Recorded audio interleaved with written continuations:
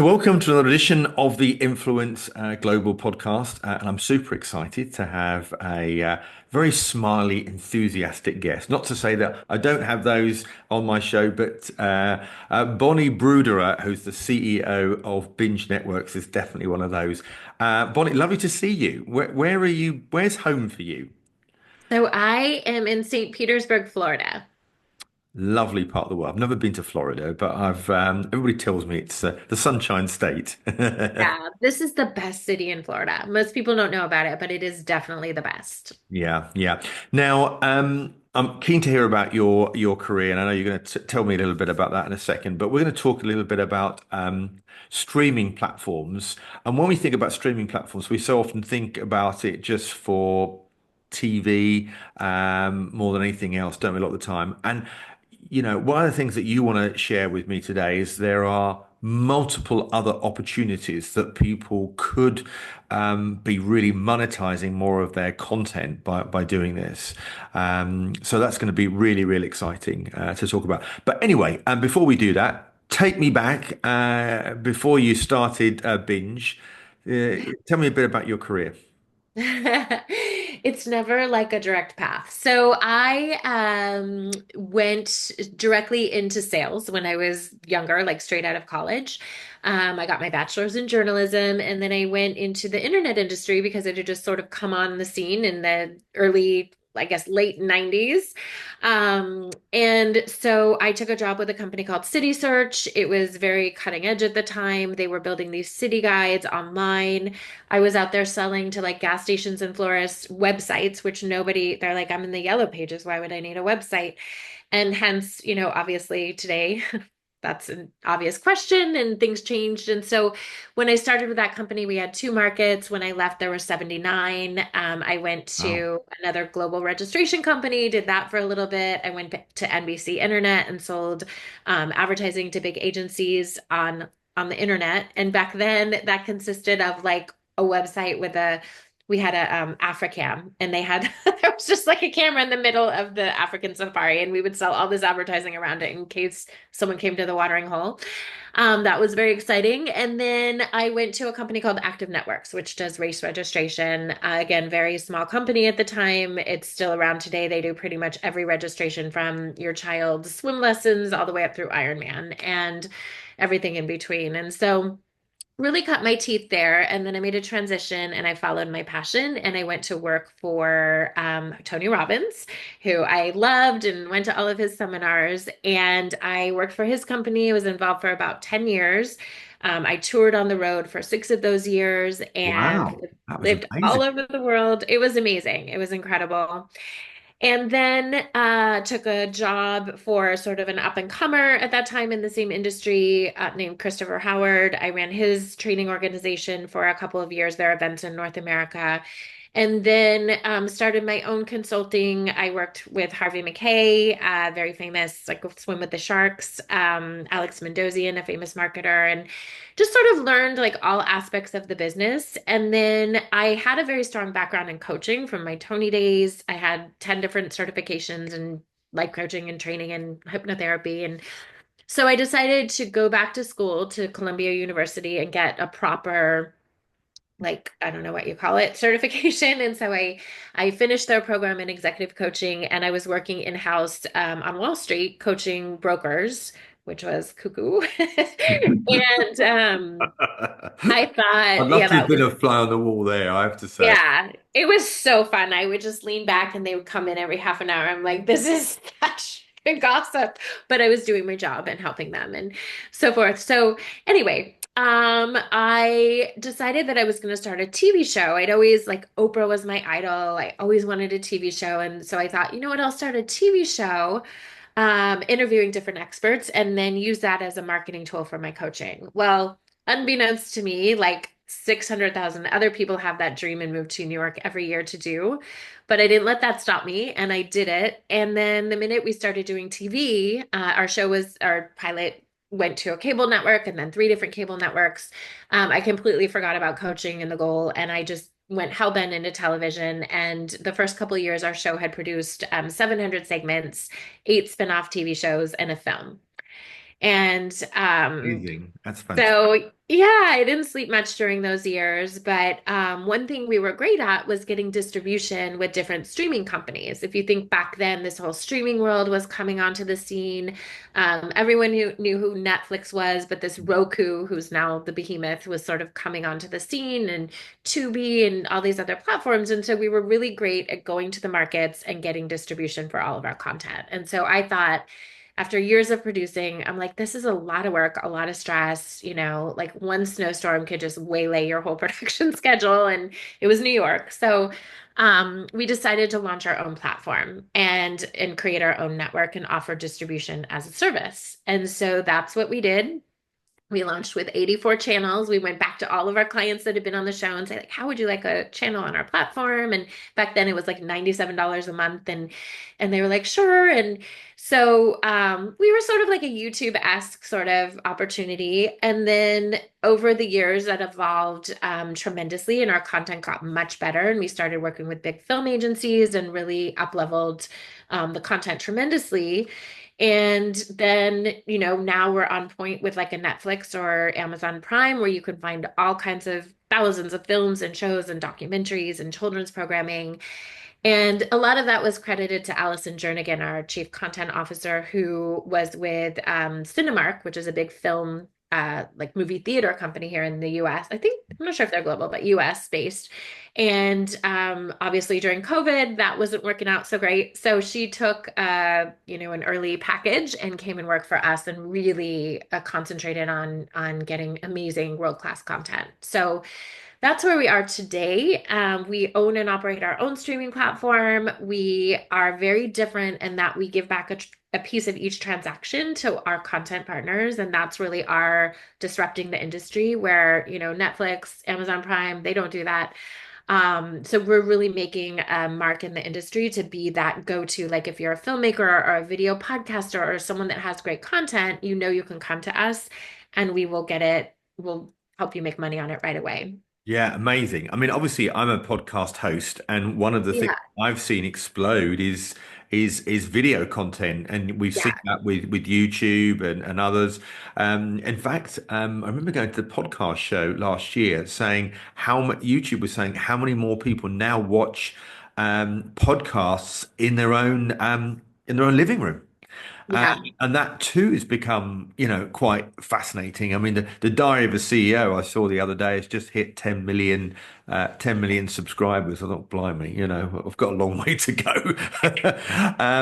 But it just shows what is possible now, and we've seen so many more platforms now in our own living room. I mean, our living rooms have become the cinema, haven't they? And a great way Yeah. for people to really absorb content, or indeed on the move. Yeah. So have you seen, I'm keen to, we talked about podcasts, but it's not just about films. It's what other types of content are you seeing people now put on streaming services? Well, great question. So, what happened? So, we left off when we started a network, and no, it what happened is during COVID, we were contacted early days. I told you the story when we talked the other day, but I had a newborn. I had a 3-day old, and I thought I was going to be on maternity leave, and this thing called COVID happened, and immediately production stopped. Viewing behavior went up 10x all around the world. And so there was this need for content. To your point, it was like it didn't matter if sport games happened a year, 2, 3, 5 years ago. There was just nothing new to watch, and people were just watching all day long, all night long. And so we had this channel called Big Cat, which is the video for what was sort of behind Tiger King. And we didn't even know that that was our client. And I have this newborn, and I get an all caps text from our operations director saying, Tiger King is Carol, Tiger King is Carol. It was just this kind of like wacky client that we'd had with all this content. And so to answer your question, with streaming platforms, like pretty much any content now can find a home. So things like that, video podcasts, to your point of people watching. And so what we did during that period of time is we licensed out our catalog to so many different players that needed content, needed, sporting events, films, podcasts, filmed like food instruction, cooking shows, yoga, pretty much anything, children's content.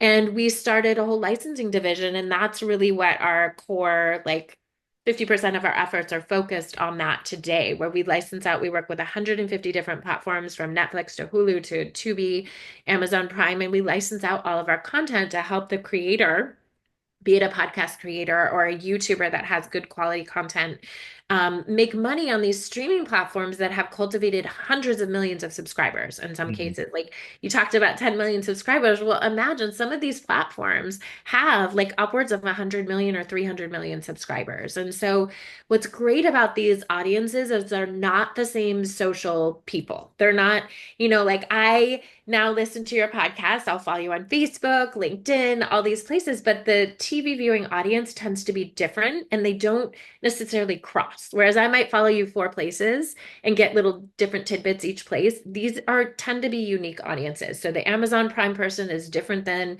the Hulu person or the Tubi person. And so it's just a really great avenue for any content creator to monetize what they have in a big way, a really big way. Yeah, and one of the things I love, and I'm just talking about Netflix per se, is how my choice of content is being by, of course, using the algorithm of what I'm watching, Yeah. and it'll come up now with give us a thumbs up if do you like this or Yeah. this is great. I can't remember what they are, but it's something which is so it then starts to serve up more of that content, um, Oh, which it's which amazing. great, isn't it? You would have seen that from behind the scenes with YouTube and stuff, but actually to see this sense that I'm now directing the type of content from my own TV box is Yeah, it is pretty wicked. I lost an entire Sunday a couple weeks ago because I was just curious about Rust, the movie, the shooting that happened there. And then, like, three documentaries in, then I was watching the Baldwin's documentary and I was like, yeah. what just happened? Like, I was just sitting here folding laundry and now 5 hours have gone by because they were getting me. Like, they knew exactly what I liked and what I was interested in. And That's yeah, that's the CEO of Binge yeah, Network. But hooked in. Yeah, but that too is interesting. That whole concept of I don't know about you, but I'm loving episodal content more than perhaps yeah, I did traditional films. I don't know if you've seen that as a trend, but people, what was of it? One course. of the Good Doctor I saw recently on Netflix, and it became we'll just see three episodes tonight. And Yeah. became something fun to do each night, or rather than this one film, it's all over in an hour and a half or something. And it's just interesting the way that the psyche works with absorbing content. Yes, it is. And it works for all types of content. Like even podcasts I have, like I will love to binge the videos because like for example, I love the Mel Robbins podcast. I listen to that all the time. She's got these great guests, but I will do like four or five in a row because that's sort of like my wellness self-help day. So if I'm just doing emails, I'm not doing any interviews or anything big, I'll have it on in the background and I'm binging it as I'm working. I can kind of look up, my TV is right here and oh, okay, cool.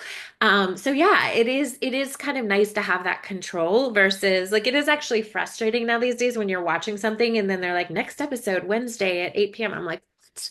Like I wanted to get through all of this tonight. And there's sort of a sense of accomplishment when you do. You're like, okay, I Yeah, did it. yeah. Season And, one done. and do you think influencers and content creators can create their own shows more now on Oh, some of these platforms? absolutely. There's a couple shows that I absolutely love that were born from that. One is Insecure, and there's just an incredible female behind that show, and she ended up getting it, I think, bought by HBO. I'm not 100% sure who bought it, but great show. I think they have 5 seasons out. One of my favorites right now is Abbott Elementary, and that was another YouTuber. Like she was creating this great content on YouTube, had a, kind of like a comedy esque theme to it. It's all about an elementary school, and it's now on Hulu, and it's one of the top shows. It's in its fourth season, and it's an award-winning show. And so, I think that whether you're doing it at that level, and those are your aspiring goals, or even if you're just creating different content. We just took on a new show. It's a racing family, and so the husband races for NASCAR, and the wife is a filmmaker, and they have 3 kids, and they take them on the road, and they do all this really cool stuff, and they made a show about it. And so it's just really neat to see like the different ways that people are sharing their message and their passions and then getting it into these huge audiences that weren't available three, Well, 4, 5 years ago. I was thinking last night because I was scrolling through thinking of what I'm gonna watch tonight, and I thought, God, do you guys remember when there was only like Three's Company, Archie Bunker? Like there were only a few shows. There wasn't this plethora of hundreds of thousands of shows that we have to choose from like there are today, and they're great. They're all really, really good. well, obviously, I'm a lot older than you. So when I was a youngster, we only had BBC One, BBC Two, Channel Three, and Channel Four, and that was it. Yeah. In fact, when Channel 4 came on, that was supposed to be this sort of cool, a bit trendy channel, it was like big news. And it's incredible to see how content has evolved. I mean, obviously, also involved in the Branded Content Marketing Association, and I love the fact that, we've got the Barbie movie, we have the Lego movie. Don't Yeah. you think that's phenomenal that these brands have created their own collateral that's created this. You'd have thought Lego is just for kids. It couldn't be further from the truth. Yeah. That Lego Masters series have just blown up all over the world, isn't it? It is. It's so clever. And, I love watching branded content and seeing how it's sort of evolved over time. Like, that you showed me your deck and it was really impressive in the Red Bull. They have their own network and they create this great content, but it's not marketing. One thing I love about them, especially talking about branded content and just for content creation in general, is whenever they have product placement in films, they don't show the whole can. They just show a slice of it, which I thought was so fascinating because you're not in your face, you're not and they create content that is just the wild things that people that drink that drink do.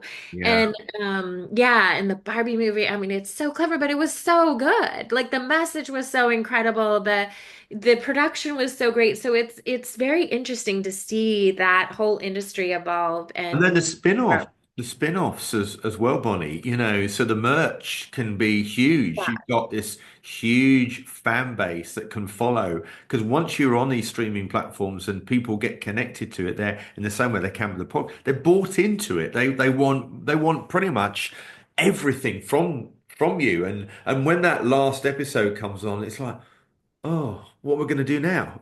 I know. No, it's so true. And it's interesting though. The one thing that I love about streaming networks that's different is that there's been so much talk lately in so many cases of like getting canceled on social media. And when you're just using social platforms, be it iTunes or YouTube or whatever, those are all great. And we use all of those.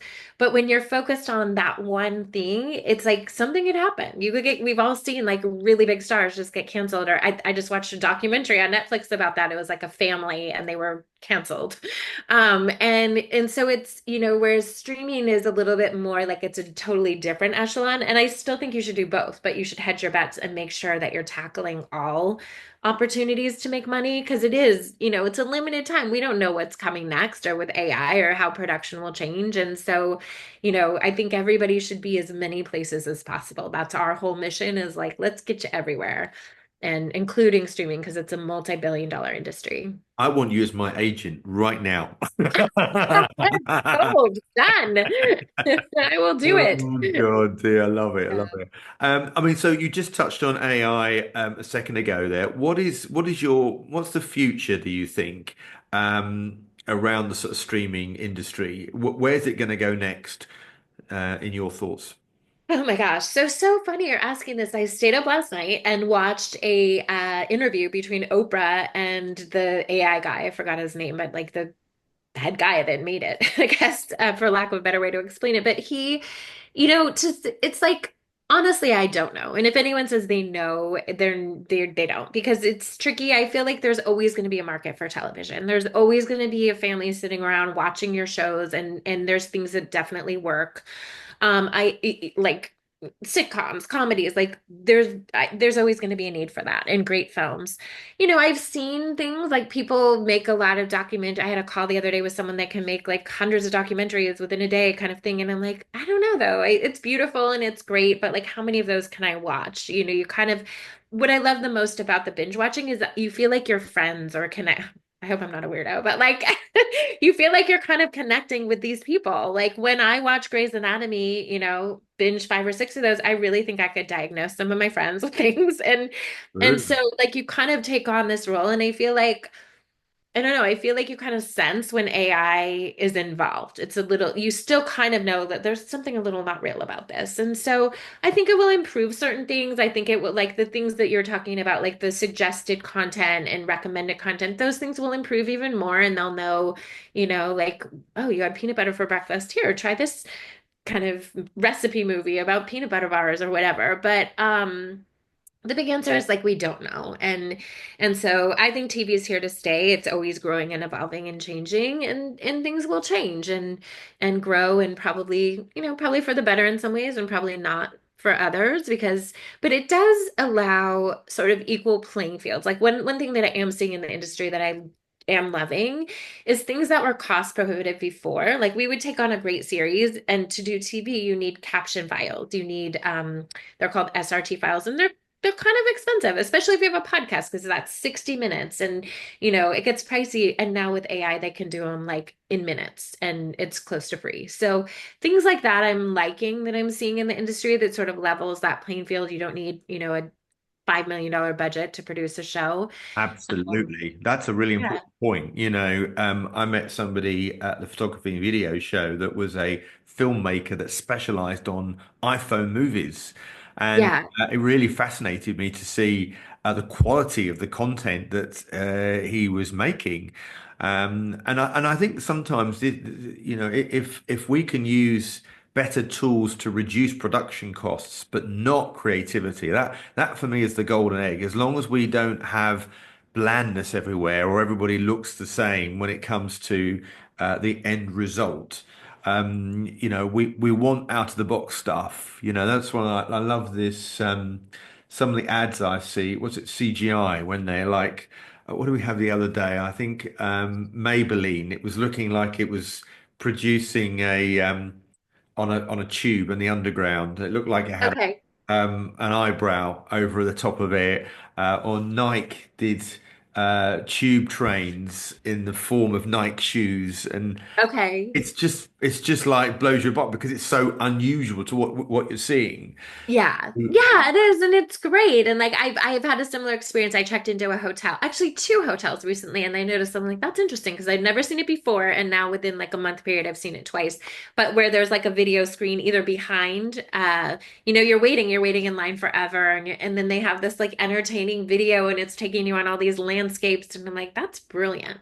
Because I'm Yeah. not going to complain about the wait because I'm totally captivated by this or shorts, for a popular TV show or something like that. So yeah, I think those things will just continue to evolve and get better and predict your interests more.